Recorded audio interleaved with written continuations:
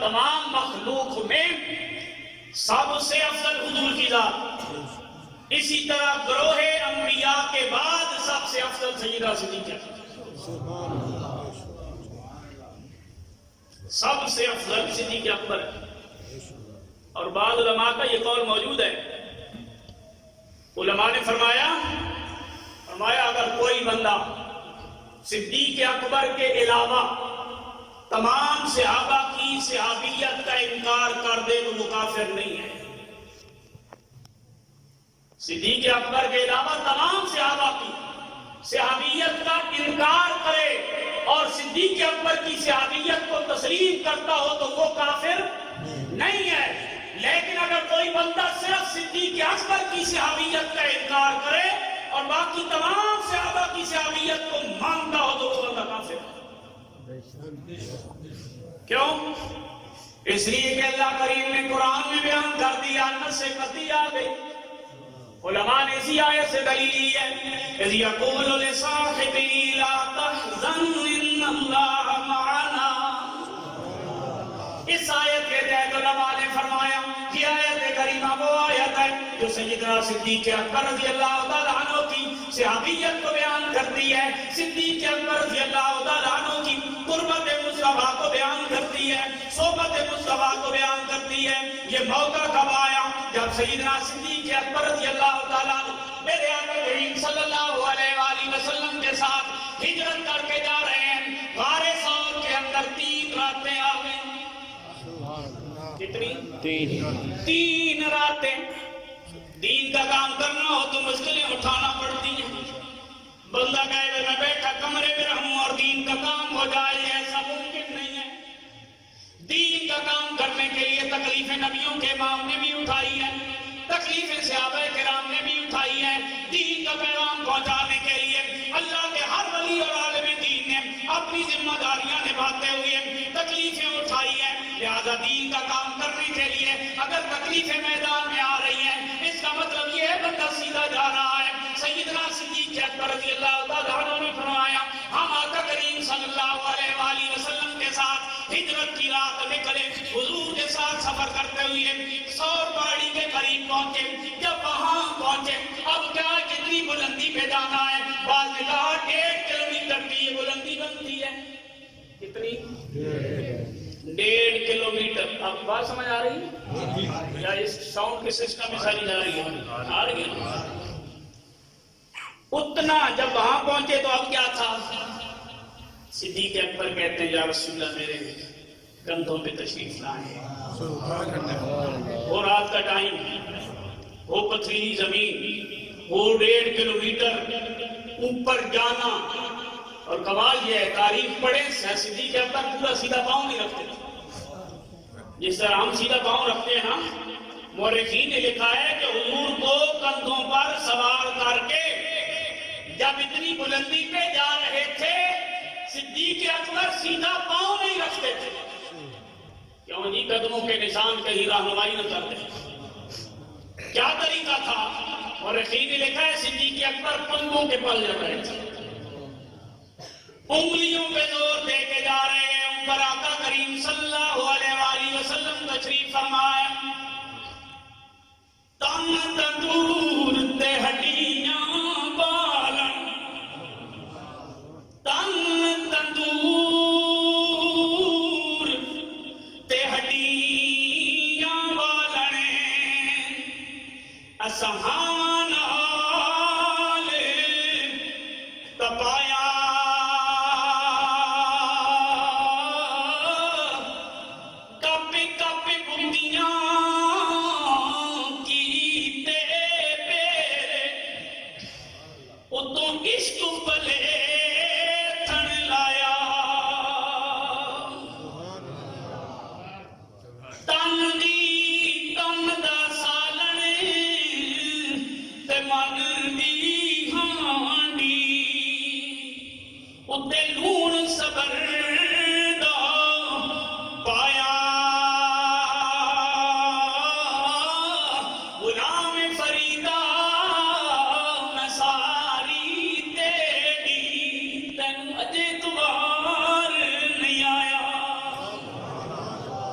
یعنی صرف پہاڑی چڑھنا تو مشکل ہے ہی صحیح، لیکن بندے کو کندھوں پہ سوار کر کے چڑھنا کتنا مشکل ہوگا، رات کے وقت تنہائی میں ساتھ جانا کتنا مشکل ہوگا، ان حالات میں صرف حضور کے ساتھ کھڑے ہونا کتنا مشکل ہوگا۔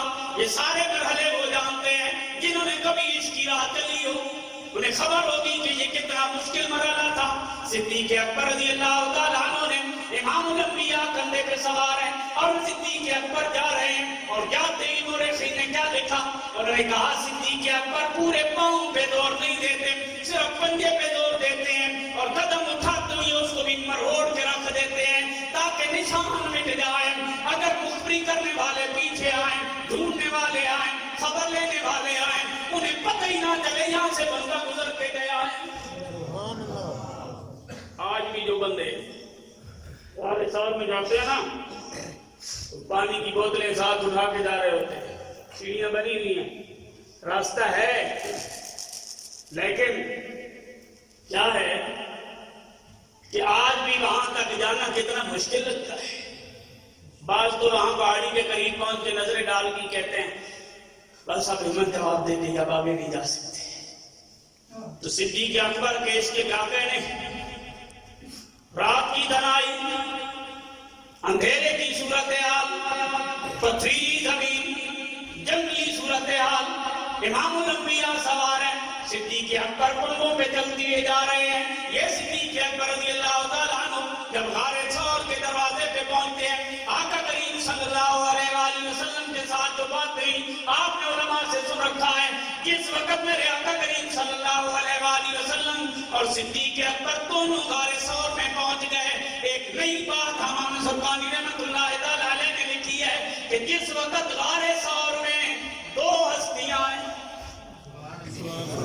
وہی ہے نا، اب ڈھونڈنے والے پیچھے آ گئے، ڈھونڈتے ڈھونڈتے وہاں تک پہنچ گئے، انہوں نے کیا کہا، آپس میں باتیں کرنے لگے۔ صدیق اکبر کہتے ہیں ان کی باتیں بھی سنائی دے رہی تھیں اور چلنے کی جو ٹانگیں ہیں وہ پاؤں ہیں وہ بھی نظر آ رہے تھے۔ تو اس وقت کہتے ہیں میرے دل کے اندر خوف پیدا ہوا، ڈر پیدا ہوا کہ ہم تو پکڑے گئے، یہ تو یہاں تک پہنچ گئے، اب تو ہم پکڑے گئے۔ کہتے ہیں میرے دل کے اندر یہ خیال آیا، ادھر امام الانبیاء نے فرمایا لا تحزن ان اللہ معنا، ڈرو نہیں اللہ ہمارے ساتھ، ڈرنا نہیں ہے اللہ ہمارے۔ مطلب یہ ہے پہلا قدم اللہ کی طرف بندے نے اٹھانا ہوتا ہے، پہلا قدم اللہ کے راستے پہ بندے نے اٹھانا ہوتا ہے، اگلی ذمہ داریاں مالک خود پوری کر لیتا ہے۔ پہلا کام ہوتا ہے بندے کا اللہ کے راستے کی طرف جانا، پہلا کام ہوتا ہے انسان کا کوشش کرنا۔ میرے آقا کریم صلی اللہ علیہ وآلہ وسلم نے تسلی دی، اللہ کریم کے محبوب نے فرمایا اے میرے صحابی، اے میرے ساتھی، اے میرے سنگی، اتنی قربانیاں میرے ساتھ ہے کہ جہاں کار میں آنے والے اگر ہم یہاں پکڑے گئے تو پھر مشن کیسے کامیاب ہوگا؟ ہم نکلے ہیں اللہ کے راستے میں اور اللہ اپنے مشن پہ نکلنے والوں کو کبھی تنہا نہیں چھوڑا کرتا۔ بندے کا کام ہوتا ہے رب کے راستے پہ نکل پڑے۔ اللہ کے محبوب نے کیا فرمایا، ابو بکر گھبرانے کی ضرورت نہیں، اللہ ہمارے ساتھ ہے۔ انہی جملوں کو اللہ نے اس آیت میں کوٹ کیا، اذ یقول لصاحبہ لا تحزن ان اللہ معنا۔ جب محبوب پیغمبر اپنے صحابی سے کہہ رہے تھے کہ ڈرو نہیں، غم نہ کرو، اللہ ہمارے ساتھ ہے، وہ اس کیفیت میں اب وہاں سے پوری سکورٹی لے کے پیچھے مخبری کرنے والے غار کے دروازے تک پہنچ گئے، لیکن اللہ نے ساتھ کس طرح دیا، اللہ نے مدد کس طرح فرمائی کہ جب غار کے دروازے پہ پہنچتے ہیں تو وہاں مکڑی کا جالا بھی ہے، انڈے بھی ہیں۔ جو آئے تھے پکڑنے کے لیے، جو آئے تھے تلاش کرنے کے لیے، انہی میں سے ایک بولا اگر غار کے اندر گئے ہوتے تو کم از کم یہ جالا تو چھوٹا ہوتا، ان انڈوں کو تو کچھ کیا ہوا ہوتا نا۔ لہذا یہ پکی دلیل ہے کہ اس غار میں کوئی بندہ گزر کر نہیں گیا، یہ ہے ان اللہ معنا۔ جب بندہ اپنے معاملات اللہ کے سپرد کر دے نا تو اللہ تعالیٰ اس طرح حفاظت فرماتا ہے، جو دشمنیاں کر رہے ہوتے ہیں وہی وکالت کرنے پہ آ جاتے ہیں، وہی وہاں وکیل بن جاتے ہیں۔ تو صدیق اکبر رضی اللہ تعالیٰ عنہ کے دل کو تسلی ہوئی۔ تھوڑی دیر گزری، صدیق اکبر کہتے ہیں امام ذوالقرنین نے یہ بات لکھی ہے جو میں بتانے لگا۔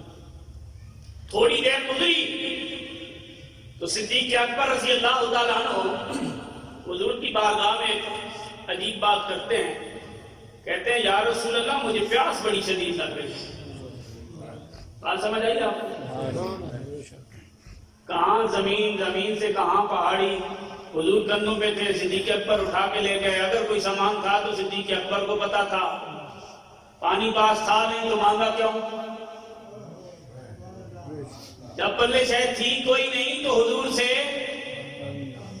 اعلی حضرت عظیم البرکت بولے انا اعطیناک الکوثر، ساری کثرت پاتے یہ ہیں، رب ہے موتی یہ ہے قاسم، دیتا وہ ہے دلاتے یہ ہے۔ اس منظر میں صدیق اکبر نے سوال کیا یا رسول اللہ پیاس لگی ہے، اور پیاس بھی بڑی شدید قسم کی، سخت پیاس لگی ہے۔ میرے قریب نے یہ بھی کہا کہ اے ابو بکر وہاں سے چل کے تم آئے، میں تو کندھوں میں سوار تھا، سفر کا راشن تو تمہارے پاس تھا، میں تو تیرے ساتھ آیا ہوں، پانی مجھ سے طلب کیوں کر رہے ہوں؟ غار میں پہلے تم آئے، ہم تو بعد میں آئے۔ لیکن حضور نے یہ نہیں فرمایا، کیونکہ آقا کریم صلی اللہ علیہ وآلہ وسلم بااختیار پیغمبر ہیں، نبیوں کے امام ہیں، اپنے غلاموں کی داد رسی فرمانے والے ہیں۔ میرے آقا کریم صلی اللہ علیہ وآلہ وسلم سے جب اس تنہائی کے عالم میں سور کی چوٹی پر حضرت صدیق اکبر نے پانی مانگا، حضور نے فرمایا اذهب الى صدر الغار، فرمایا پانی طلب کرنے والے غار کے دروازے تک جاؤ۔ اس غار کے دروازے تک جو گئے ہیں انہوں نے دیکھا، جو نہیں گئے اللہ لے جائے، وہ منظر دکھائے۔ بندہ جب غار کے اندر جاتا ہے سیدھی طرح بندہ بیٹھ بھی نہیں پاتا، اور اتنی بڑی غار بھی نہیں ہے کہ وہاں تک چل کے جانا پڑے، بس بندہ بیٹھے بیٹھے ہی وہاں تک پہنچ جاتا ہے۔ صدیق اکبر نے یہ نہیں کہا یا رسول اللہ دروازے سے تو گزر کے جو آئے، یا رسول اللہ دروازے سے تو آ جو گئے، دروازہ تو قریب جو ہے، اگر ہم دروازے پہ جائیں گے وہاں پہ کیا ملے گا؟ نہیں، صدیق اکبر کا ایمان بھی یہی تھا، جو حضور فرما دیں اسی کو ماننا یہی ایمان ہے، اور ایمان کی یہی تعریف۔ عقائد نسیہ پڑھیں یا جو کتب عقائد کی ہیں، عقائد ایمان کی یہی تعریف ہے، جو نبی لے کے آئے جو فرمائے اس کو ماننا یہ ایمان۔ صدیق اکبر کو حضور نے فرمایا دروازے تک جاؤ، صدیق اکبر گئے غار کے دروازے تک، وہاں گئے، وہاں میٹھا چشمہ جاری، سبحان اللہ، اتنی بلندی پہ لبوں کے اندر میٹھا چشمہ بہ رہا ہے۔ صدیق اکبر وہاں پہنچے، وہ پینا شروع کیا، پیتے رہے، جب من ٹھنڈا ہو گیا، پیٹ سیر ہو گیا، طبیعت بحال ہو گئی، صدیق اکبر واپس پلٹے، حضور کی بارگاہ میں جب پہنچے تسلی کے ساتھ بیٹھ گئے۔ میرے قریب نے خود ہی سوال کیا بتاؤ نا ابو بکر کیسا تھا پانی، بتاؤ نا ہماری مہمان نوازی کیسی رہی، پانی کیسا ملا؟ صدیق اکبر رضی اللہ تعالیٰ عنہ بول پڑے یا رسول اللہ برف سے زیادہ ٹھنڈا،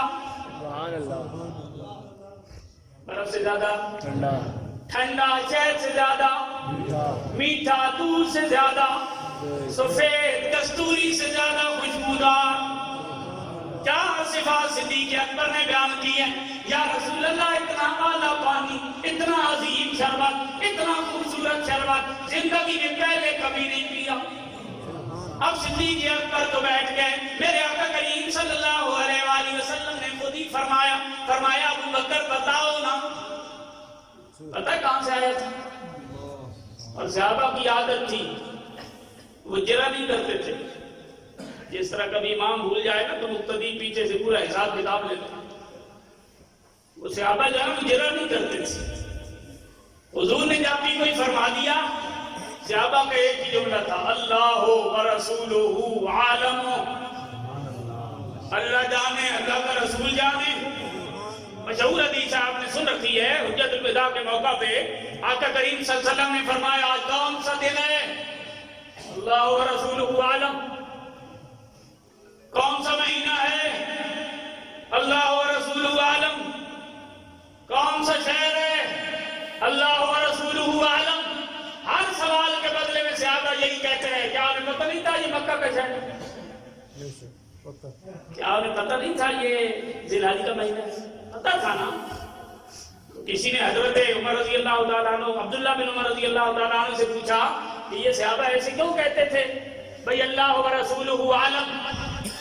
تو انہوں نے کہا صحابہ اس لیے کہتے تھے کہ ہمیں کیا پتا آپ منشاء الہی کیا ہے, منشاء نبوی کیا ہے, کیا پتا ہم اور بولتے ہیں اور منشاء نبوی اور ہو. ہماری رائے کہیں منشاء نبوی کے خلاف نہ چلی جائے. اس وجہ سے جب بھی کوئی بات ہوتی ہمیں کلیئر پتا ہوتا, پھر بھی ہم یہی کہتے ہیں اللہ ورسولہ. تو جب صحابہ کو کلیئر پتا ہوتا اس وقت بھی کہتے تھے اللہ ورسولہ عالم. اور جہاں پتہ ہی نہیں تھا بھئی اتنی بلندی پہ پانی آیا کہاں سے, شربت جاری کس نے کیا, اس کے اندر کے ذائقے کس نے بھرے, کہاں سے آ گیا؟ وہاں کیا کہنا تھا صدیق نے؟ صدیق اکبر نے وہاں یہی کہا اللہ ورسولہ عالم. اللہ جانے اس کا رسول جانے, ہمیں پینا تھا پی لیا, پیاس بجھانی تھی بجھا لی, ہم نے سیر ہونا تھا ہو گئے. یہ تو اللہ جانتا ہے, اس کا رسول جانتا ہے. سوال و جواب کیوں کیے گئے؟ اس لیے کیے گئے دنیا کو پتہ چل جائے نبی کا مقام کیا ہے, صدیق اکبر کی شان کیا ہے. سوال و جواب اس لیے کی گئے. اس لیے تو کہا جاتا ہے سوال میں اختلاف العلم. لوگوں سوال علم کی کیا ہوتا ہے, جب آپ سوال کرتے چلے جائیں گے علم کے دروازے کھلتے چلے جائیں گے. اگر سوال نہیں کیا جائے گا علم دینے والا علم بھی نہیں دے گا. لہذا صدیق اکبر رضی اللہ تعالیٰ عنہ سے حضور نے پوچھا اے صدیق بتاؤ کہاں سے آیا؟ یا رسول اللہ آپ جانے, آپ کا رب جانے. تب میرے آقا کریم صلی اللہ علیہ وآلہ وسلم نے پردہ اٹھایا. انہوں نے کہا اے صدیق جب تم یہاں پر سوال کر رہے تھے کہ مجھے پیاس لگی ہے, مجھے پیاس لگی ہے, تو اللہ کریم نے جبرائیل امین کی ڈپٹی لگائی, جامع کوثر کو وہاں تک پہنچا دو. یہ جبرائیل امین آپ کی پیاس بجھانے کے لیے بندوبست کر کے گئے. میرا سوال آپ سے صرف یہ ہے کہ جس صدیق اکبر کی پیاس بجھانے کے لیے جبرائیل امین فرشتوں کا سردار جنت کا پانی غار ثور میں پہنچا جائے, اگر آج کوئی بندہ اسی صدیق اکبر کے خلاف بک کرے اور آج کا مسلمان کہلانے والا, اپنے آپ کو مومن کہلانے والا چپ رہے, اس کی غیرت نہ جاگے, اسے سوچنا چاہیے نا میرا ایمان کس درجے پہ پہنچ گیا ہے. اگر اب بھی یقین نہیں آتا امام جعفر صادق رضی اللہ تعالیٰ عنہ کا جملہ سنتے جائیے. امام جعفر صادق رضی اللہ تعالیٰ عنہ نے فرمایا, آپ نے فرمایا حب ابی بکر و عمر, حب ابی بکر و عمر ایمان و بغضہما کفر. اور لوگوں ابو بکر اور عمر کا مقام یہ ہے ان دونوں کی محبت یہ خالص ایمان ہے. دونوں کی محبت یہ خالص ایمان ہے. بغضہما کفر, اور ان دونوں کے ساتھ بغض کرنا یہ سراسر کفر ہے. تو جو ایک مقدس ہستیوں کے ساتھ محبت کرتا ہے وہ مومن, اور جو بغض رکھتا ہے وہ امام جعفر صادق کا قول ہے. اور امام جعفر صادق رضی اللہ تعالیٰ عنہ آپ فرماتے ہیں, فرمایا جس بندے کے دل کے اندر صدیق اور فاروق اعظم رضی اللہ تعالیٰ عنہ ان کا بغض ہو, میں کبھی اس کے سامنے نہیں جانا چاہتا, میرا کبھی اس سے سامنا نہ ہو. یہ تو ایک ہی بات ہے نا. حضور نے فرمایا ان مسئلہ اصحابی کالملح فی الدار, لوگوں میرے جو صحابہ ہیں ان کی مثال اس طرح ہے جس طرح کھانے کے اندر نمک کی مثال ہوتی ہے. کھانے کے اندر نمک ہو تو جس طرح وہ ذائقے دار بن جاتا ہے کھانا، اس امت کے اندر صحابہ کا یہی مقام اور رتبہ ہے. ان کی شان رہے گی تو یہ سارے ذائقے رہیں گے. یہ ان کی مثال ہے. حضور نے فرمایا صحابی کا نجوم فبیہم اقتدیتم اہتدیتم، میرے سارے صحابہ ستاروں کی طرح ہے جس کے پیچھے بھی چلو گے تم. ایک اور حدیث میں حضور نے فرمایا اذا رأیتم الذین یسبون اصحابی فقولوا لعنۃ اللہ علی شرکم. حضور نے فرمایا جب تم ایسے لوگوں کو دیکھو تو میرے صحابہ کے بارے میں بک بک کرتے تمہیں نظر آئیں تو ایسے لوگوں کو ہر دیکھو تو تم کہو لعنۃ اللہ علی شرکم، تمہاری شرارتوں میں اللہ کی لعنت برستی ہے. تو سارے صحابہ کے بارے میں جب یہ قول ہے. اور صدیق اور فاروق کا مقام حضرت ابو سعید خدری رضی اللہ تعالیٰ عنہ روایت کرتے ہیں، بخاری کے اندر بھی ہے مسلم کے اندر بھی ہے، سیاہ ستہ کی دونوں معتبر کتب کے اندر یہ حدیث موجود ہے. حضرت ابو سعید خدری رضی اللہ تعالیٰ عنہ آپ فرماتے ہیں کہ آقا کریم صلی اللہ علیہ وآلہ وسلم نے قوم سے خطاب فرمایا. قوم سے خطاب کرتے ہوئے حضور نے فرمایا کہ اللہ نے اپنے ایک بندے کو یہ اختیار دیا ہے کہ وہ دنیا کو اختیار کرے یا جو اللہ کے پاس ہے اسے اختیار کرے. آقا کریم صلی اللہ علیہ وآلہ وسلم کے اس قول پر صحابہ کرام جھوم کے سنتے جا رہے ہیں. حضرت ابو سعید خدری کہتے ہیں میں نے دیکھا سفید بالوں والے صدیق اکبر زاروں قطار ہوتے جا رہے ہیں، آنسو کی جھڑی لگی ہے. میں ان کے پاس گیا، میں نے کہا حضور والا کیا ہو گیا؟ آقا کریم صلی اللہ علیہ وآلہ وسلم کا فرمان تم نے سنا؟ حضور نے تو یہ فرمایا ہے اللہ کریم نے ایک بندے کو اختیار دیا ہے کہ وہ دنیا کے اندر دنیا کو اختیار کرے یا جو رب کے پاس ہے اسے اختیار کرے، اور اس بندے نے اسے اختیار کر لیا ہے جو اللہ کریم کے پاس ہے.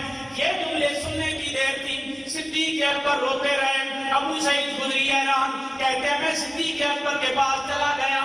میں نے کہا حضور والا اس قول کے اندر آپ کو کیا نظر آیا؟ اس فرمان کے اندر آپ کو کیا نظر آیا؟ آپ زاروں قطار روتے جا رہے ہیں، آنسو بہاتے جا رہے ہیں. کون سا ایسا راز ہے جس کو آپ نے سمجھ لیا، جس کو آپ نے پا لیا، ہماری سمجھ میں نہیں آیا؟ حضرت ابو سعید خدری کہتے ہیں صدیق اکبر نے فرمایا تمہیں پتہ نہیں ان جملوں کے اندر آقا کریم صلی اللہ علیہ وآلہ وسلم اپنے آخری سفر کا اشارہ فرما رہے ہیں. سفر آخرت کی طرف اشارہ کیا جا رہا ہے. یعنی حضور کا یوم وصال قریب ہے. کہتے ہیں حضور کی بارگاہ میں ہم نے جب یہ عرض کیا تو حضور نے کیا فرمایا؟ حضور اٹھے اپنے محبوب صحابی کو تسلی دینے کے لیے. حضور اٹھے، حضور نے اپنا دست نبوت صدیق اکبر کے کندھے پہ رکھا اور آپ نے فرمایا یا ابا بکر لا تبکی، ابو بکر روتے کیوں؟ مت رو، تم کیوں روتے ہو؟ کیا شخصیت ہے جسے تسلی دینے کے لیے نبیوں کا امام آئے اور یہ بتانے کے لیے نبیوں کا امام آئے. فرمایا یا ابا بکر لا تبکی، تم کیوں روتے ہو؟ کیوں رو رہے ہو؟ نے کہا آقا کریم صلی اللہ علیہ وسلم نے فرمایا ان امن الناس علیہ بصحبتہ ومالی ابو بکر. فرمایا جتنے بھی لوگ گزرے ہیں ان میں سے سب سے زیادہ میرے اوپر وقت کی قربانی اگر کسی نے دی ہے وہ صدیق اکبر نے دی ہے. مال کی قربانی اگر کسی نے دی ہے تو وہ صدیق اکبر نے دی ہے. یعنی جو مال یا جو وقت دین کے نام لگ جائے وہ ضائع نہیں جاتا. آقا کریم صلی اللہ علیہ وآلہ وسلم صدیق اکبر کو یہ بشارت دے رہے ہیں میرے اوپر احسان کرنے والوں میں سب سے زیادہ احسان، سب سے بڑی قربانی، چاہے وہ قربانی وقت کی ہے چاہے وہ قربانی مال کی ہے، دونوں قربانیاں بڑی اہم ہوتی ہیں کیونکہ قیامت والے دن مال بھی تولا جائے گا جو اللہ کے راستے پہ لگایا، وقت بھی تولا جائے گا جو اللہ کے راستے. ہم تو اس وقت کا کوئی مول ہی نہیں لگاتے نا جو اللہ کے راستے پہ جائے. ہم تو اس وقت کو اہمیت ہی نہیں دیتے. گانے چلتے رہے، ساری رات چلتے رہے، نہ نیند آتی ہے نہ سستی آتی ہے. تقریر دن میں بھی مولوی کو کرنی پڑے تو 6 بار منتیں کرنا پڑتی ہیں. کہہ دے سبحان اللہ. مطلب ہے کہ ہم تو وہ اس ماحول میں چلے گئے کہ ہم تو اس وقت کی اہمیت کو جانتے ہی نہیں ہیں. 1 گھنٹے کے لیے ایک خطیب بلانا ہو تو 40,000 50,000 دینے کے لیے 6 بندے تیار، اور جس بندے نے 5 وقت کی نمازیں پڑھائی پورا مہینہ،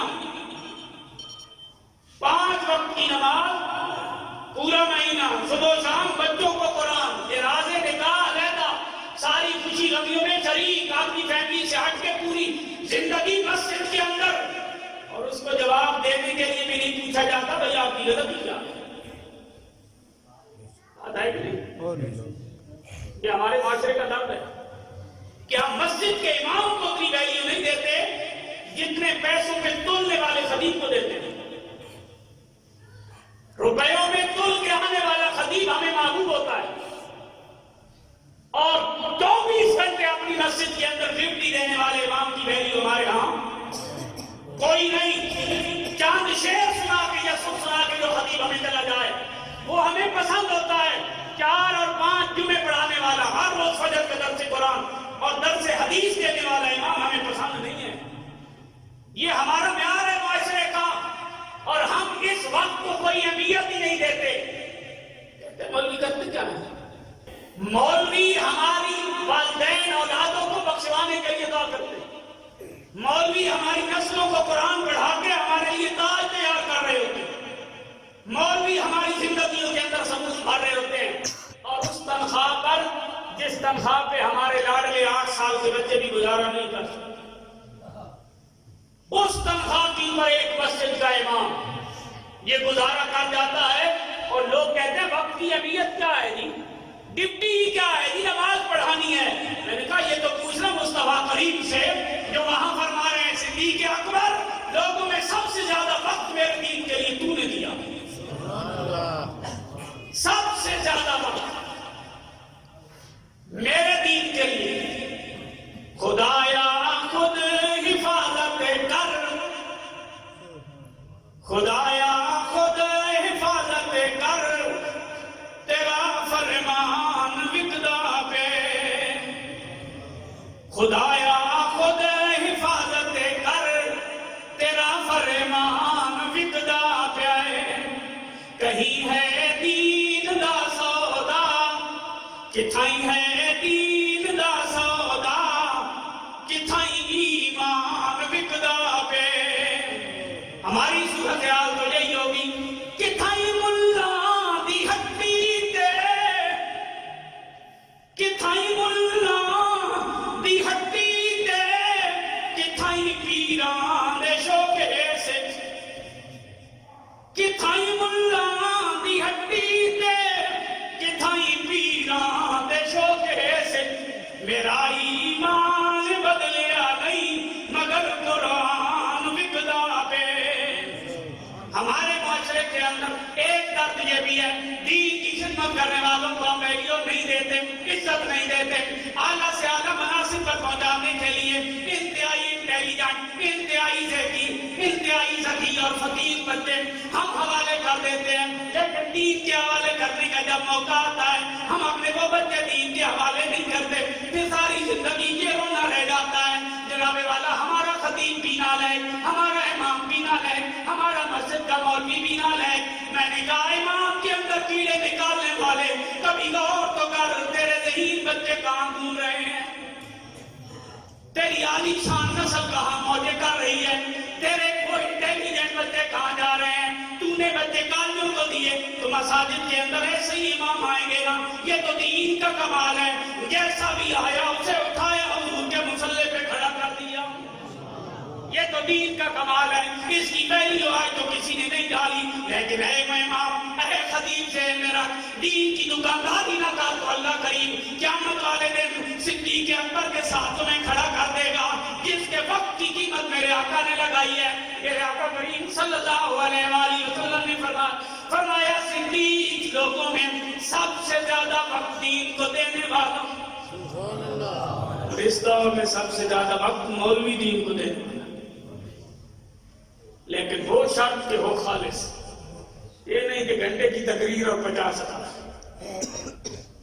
منٹ 30 اور روپیہ 40,000. یہ نہیں. تبلیغ وہ ہو کہ جب طائف میں جا رہے تو یہ نہیں کہ لوگ پھول برسائیں گے. انہوں نے لوگ نکال دیا تھا اور سرکار نے تبلیغ جاری رکھی کہ نہیں. علماء نے فرمایا علماء نبی کے وارث ہیں، لیکن وارث وہ ہیں جو تبلیغ حضور کی طرح کریں. یعنی وہاں مقبولیت تاجر کی نہیں ہے، وہاں مقبولیت نوکر کی ہے. تاجر سودا کرتا ہے، نوکر نوکری کرتا ہے. حضور کی بارگاہ میں جو مقبولیت ہے وہ تاجر کی نہیں ہے، سوداگر کی نہیں ہے. اللہ کے محبوب کی بارگاہ کے اندر مقام اور مرتبہ نوکر کا ہے، اور نوکر کا کام ہوتا ہے نوکری کرنا، آقا کریم کا پیغام پہنچانا.